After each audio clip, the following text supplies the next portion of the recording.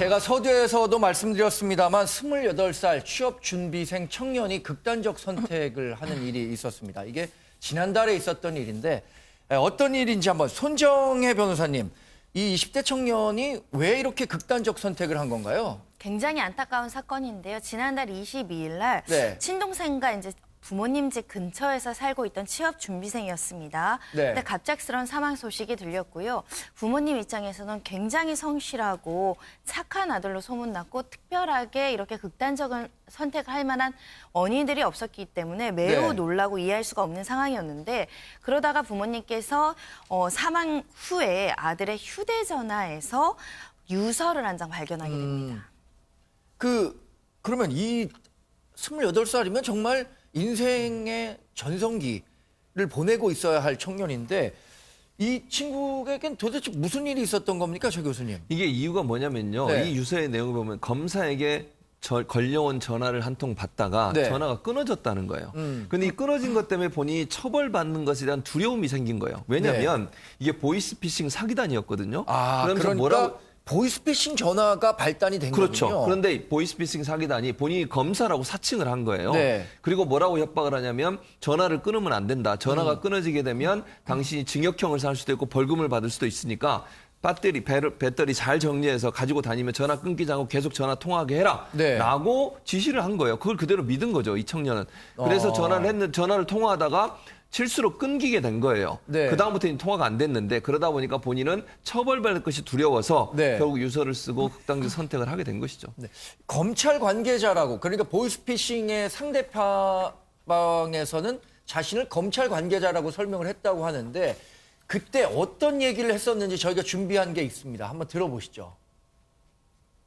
여기 서울중앙지검이고요. 이도현 수사관입니다. 지금 본인 앞으로 명의도용 사건이 접수가 됐어요. 본인이 사건의 가담자인지 피해자인지 구분이 돼야지만 저희가 조처를 취할 수가 있어요. 그래서 1차적으로 그걸 구분하기 위해서 유선조사를 진행할 겁니다. 만약에 유선조사 과정 중에 본인 허위 진술을 하신다거나 혐의점이 만약에 확인이 되면은 유선조사 즉시 중단되고 소환 및 영장 발부가 될 수 있다는 점 미리 법적으로 고지를 해드리고요. 본인의 금융권을 추적을 하고 계좌이름 진행할 건데 이 부분은 제가 진행하는 게 아니고 저희 담당 검사님께서 진행을 하실 거예요. 네, 제가 검사님 바로 연결해 드릴 거니까 전화 끊지 마시고 잠깐 대기를 좀 해주세요.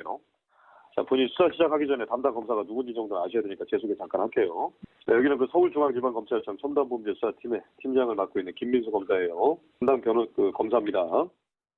네, 지금 시청자 여러분께서 직접 들어보셔서 아시겠지만 굉장히 정돈된 말에 또 굉장히 이렇게 속사포 쏘듯 쏘아붙이니까 이 전화를 받는 사람이 내가 지금 어떤 상황에 있는 건지 이런 생각할 겨를조차 주지 않는 것 같아요. 그러기 위해서 또 하나의 네. 수단으로 이제 철저하게 계획 범죄를 한 것이 혹여라도 전화 끊고 주변에 물어볼 수도 있고 확인할 것이 염려가 돼서 중간중간 어떤 협박을 하냐면 만약에 이렇게 통화를 중단할 시에는 그 통화를 중단하는 행위 자체가 공무집행방해로 형사처벌이 될 것이다. 네. 그리고 심지어는 전국에 지명수배령이 내려질 것이니까 예. 절대 통화를 끊지 못하게 합니다. 그러다 보니까 전화를 받은 측에서는 이 일방적으로 이야기하는 내용에 현혹되고 믿을 수밖에 없는 지경까지 이르게 됐던 것은 아닐까라는 생각이 들고요.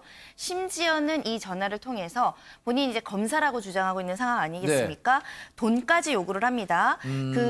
은행에서 돈을 찾아서 KTX를 타고 서울로 올라와서 한 주민센터 택배함에 돈을 넣어둬라. 네. 이렇게 이제 사기단이 지시까지 하게 되고요.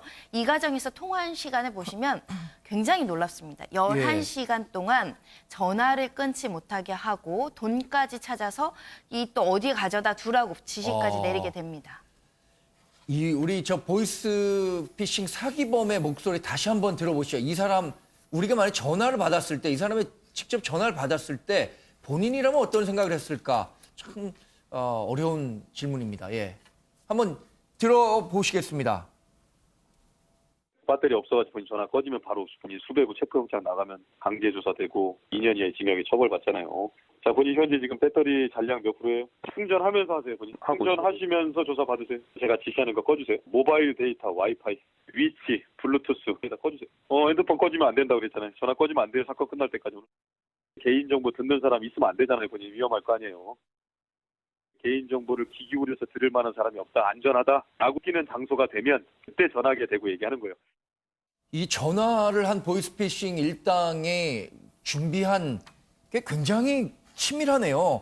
개인정보를 듣는 곳에서는 얘기하면 안 된다. 이렇게 얘기도 하고 배터리 꺼지면 안 된다라고 얘기하는데 이거는 뭐 이렇게 특별한 이유가 있습니까? 이 교수님? 글쎄 일단은 이제 배터리를 충전하면서 하라고 계속 이제 네. 주장을 하면서 절대 전화를 끊지 말라고 그렇게 이야기를 하는데 제일 중요한 건 일단 이제 전화를 끊고 생각할 시간을 주면 안 된다라는 그런 이제 일종의 페이스가 말리게 만드는 그런 목적도 있는 것 같고요. 아. 또 한 가지는 이제 전화기 특징 때문입니다. 전화를 껐다 켰다 하다 보면은 그게 이제 켜질 때마다 사실은 기지국, 그 근처에 있는 기지국에서 네. 포착이 되는 거죠. 그러다 보니까 지금 블루투스도 위치 정보가 이제 저장이 될 수 있는 기능은 모두 꺼라. 그렇게 이제 이야기를 하는 것으로 봤을 때 사실은 지금 이제 자기들의 어떤 추적, 수법 이런 것들이 수사기관에 공개되지 않도록 하려는 시도로 보입니다. 네.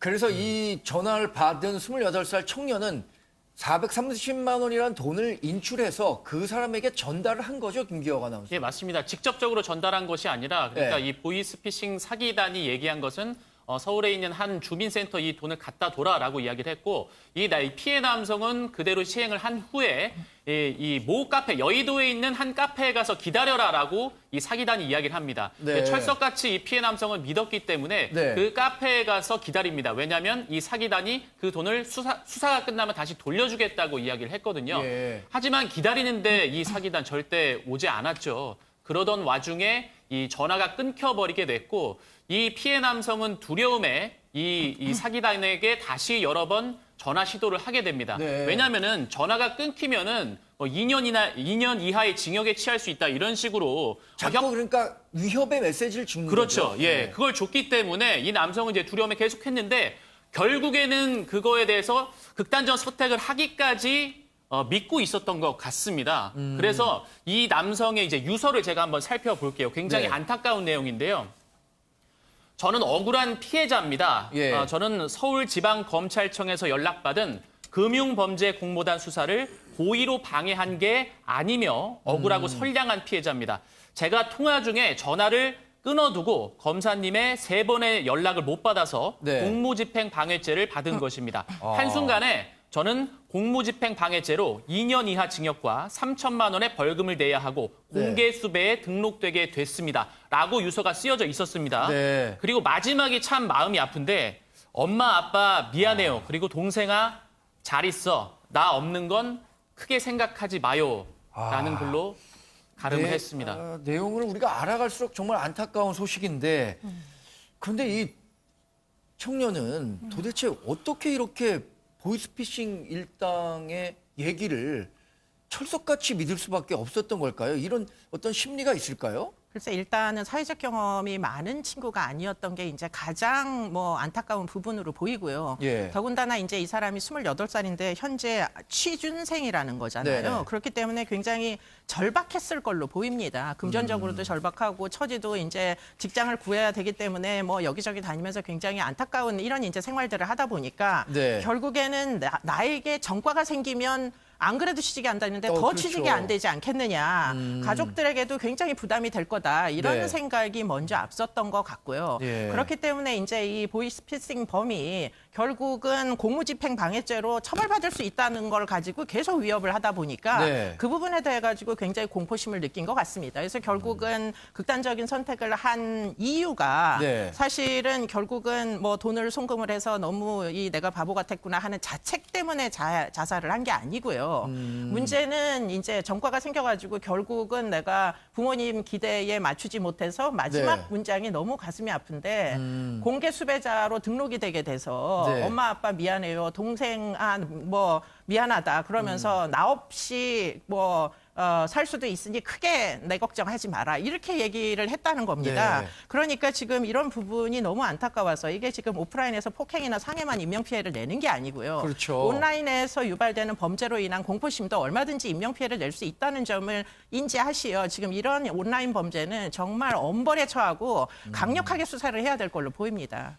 그러니까 이 피해를 입은 청년은 자기가 430만 원을 보이스피싱에 당했다라는 것도 인지하지 못하고 극단적 선택을 한 거네요, 최 네. 교수님. 네, 그런 거죠. 그러니까 결국은 이 사기범들이 뭐라고 얘기를 했냐면 돈을 먼저 내야 네. 당신이 피해당한 걸 보상받을 수 있고 피해당한 것을 증명해낼 수 있다라고 하면서 돈을 먼저 가져오라고 한 거예요. 근데 상식적으로 생각하면 사실은 그렇게 저렇게 속을 수 있을까 하는 생각이 드는데 네. 저 상황에 빠지게 되면 일단 검찰이라고 그러죠. 검사라고 그러죠. 전화는 계속 끊지 못하게 하죠. 다른 사람은 상의도 못 해요. 그러면 네. 전화 끊으면 이제 다른 엄마한테 물어보거나 그렇죠. 아버지한테 물어볼 수 네. 있는데 그것도 못하게 하고 와이파이 다 끊으라 그러고 이게 추적될 수도 있거든요. 사실은 그런 것도 막기 위해서 저렇게 하는 걸 보면 아주 네. 치밀하게 저 청년을 아주 그 위험에 빠뜨리려고 아주 작정을 한 것이고 저 청년은 거기에 속아서 그냥 자기도 모르는 사이에 그냥 따라가게 되는 거죠. 네. 그래서 430만 원을 결국은 주게 됐는데 네. 뭐 돈을 준 게 문제가 아니잖아요. 그렇죠. 지금. 사실 430만 원이라는 돈은 우리가 네. 크다면 큰 돈이지만 그렇죠. 인명을 그렇게 담보할 정도의 그러니까. 큰 돈은 아니잖아요. 그러니까요. 그 청년이 갖고 있었던 공포감은 자신이 전과자가 될지도 모른다. 맞아요. 전과자가 되면 내가 그렇게 하고 싶은 취업도 하기 그렇죠. 어려울 거고. 그렇죠. 그런 네. 두려움이 사실은 이 청년한테 더 컸을 거예요. 돈의 네. 문제가 아니라. 그래서 결국 극단적 선택을 하는 거 아니겠어요? 또 본인이 그렇게 전과자가 됐을 때 부모님한테 미안한 마음도 생겼을 것이고. 네. 그러니까 이게 얼마나 악랄하고 나쁜 행동이냐는 거예요. 이 사기범들이 한 예. 청년의 삶을 완전히 송두리째 무너뜨려 버렸고 그 부모님이나 가족에게 얼마나 또 큰 상처를 줬습니까? 그렇죠. 반드시 잡아서 엄벌에 쳐야 됩니다. 저희가 어렵게 이 청년의 어머님과 제작진이 통화를 했습니다. 이 어머님께서는 다시는 자기 아들 같은 이런 피해자가 나오면 안 된다라는 그런 대승적인 차원에서 저희 인터뷰에 응해 주셨는데 어떤 말씀하셨는지 저희가 좀 정리를 해봤습니다. 근데 나중에 밤낮 때 애 아빠하고 이제 뭐 삼촌들이 그래서 매번 가니까 이제 긴 장문에 이월도 안 있고 통화한 그거 다 파일이 다 있어. 선량한 사람들이 이런 불행을 얻지 않길 바란다고 그런 내용이 있어요. 맨날 봉사도 아니고 가족 봉사도 다니고 정말 미래에 대한 계획도 많고 그랬거든요. 지금도 어디선가 이 전화 돌리고 있을걸요? 순간에도. 지금 피해자 어머니께서 하신 마지막 말이 더 가슴에 와닿습니다. 지금도 이 사기단은 계속 누군가에게 어디 전화를 돌리고 있을 겁니다. 만약에 이런 전화 받으신다면 정말 침착하게 대응해 주시기 바라고요. 더 좀 가슴 아프게 들리는 건 이게 이제 청와대 청원 게시판이죠. 네. 여기에서 10,000명 정도가 이 범죄에 제대로 수사해달라는 청원을 했다고 하는데 이건 어떤 내용입니까? 예, 김기원 이게 사실 이 청년이 극단적인 선택을 한 것이 기사가 난 것은 11일이었습니다. 그러니까 네. 이틀 전이었는데 이게 수면 위로 올라오게 된 것은 바로 이 아버지께서 쓰신 청와대 청원 글 때문이었습니다. 네. 제목을 보시면요. 내 아들을 죽인 얼굴 없는 검사 김민수를 잡을 수 있을까요입니다. 여기에서 이 어머니께서 저희와 인터뷰를 하셨던 내용과 비슷하게 앞으로 내 아들 같은 피해자가 일어나지 않길 바란다. 그리고 예. 보이스 피싱범에 대해서 많은 피해 사례가 있잖아요. 네. 이제는 정말 엄벌에 처해야 될 것 같다. 이렇게 말씀을 하시면서 이 아들에 대한 좀 미담도 이야기를 했습니다. 굉장히 그 착하고 온순하고 여렸던 친구라고 이야기를 하면서 실제로 대학교를 다니면서 주변에 예. 친구 중에 다리가 굉장히 불편한 친구가 있었나 봐요. 이게 희귀병이라고 하는데 저도 이제 처음 들어보는 병입니다. 샤르코마리투스병이라고 해요. 네. 그래서 다리가 불편한 친구를 휠체어를 4년간 끌고 다니면서 기숙사 생활을 하고 이 아이를 함께 돌보면서 우애를 쌓아왔다고 하는데 네. 그래서 더욱더 주변을 이제 안타깝게 하고 있습니다. 이 샤르코마리투스병이라는 게 다리 근육이 이렇게 조금 위축되면서 발생하는 그러니까 보행을 좀 어렵게 만드는 병인데 그런 질병이 있는 친구를 4년 동안 휠체어를 밀면서 교유하고 도와줬다는 그런 착한 청년인데 정말 안타까운 소식이죠. 그러면 우리가 인과응보고 사필귀정이라는 말이 있잖아요. 이런 그 비극을 초래하게 만들었던 보이스피싱 일당들 잡혔습니까, 이거? 정말 안타깝습니다. 아직 사기단이 잡히진 않았습니다. 네. 경찰에 따르면은 그 피해자분께서 주민센터 택배함에 이제 돈을 두고 갔고 그 택배함 주변 CCTV로 확인한 결과 용의자의 얼굴이 네. 확인이 됐다고 합니다. 그래서 그 CCTV 영상을 근거로 해서 현재 사기단을 지금 추적하고 있는 상황입니다. 근데 우리나라는 정말 CCTV도 많고 지금은 디지털 뭐 추적 기술도 많고 해서 경찰의 의지가 있다면 이거 범인 잡을 수 있는 거 아닙니까? 강민영 변호사님 이런 비슷한 사례나 아니면 수임을 해본 적이 있습니까? 사실 제가 이제 예전에 법률구조공단에 예. 근무했을 때는 보이스피싱 피해자분들에 대한 민사 사건을 굉장히 많이 했습니다. 예. 근데 안타까운 점이 뭐냐 하면 이 사기단의 주범들은 예. 뒤에 숨어 있어요. 철저하게 뒤에 숨어 있고 아.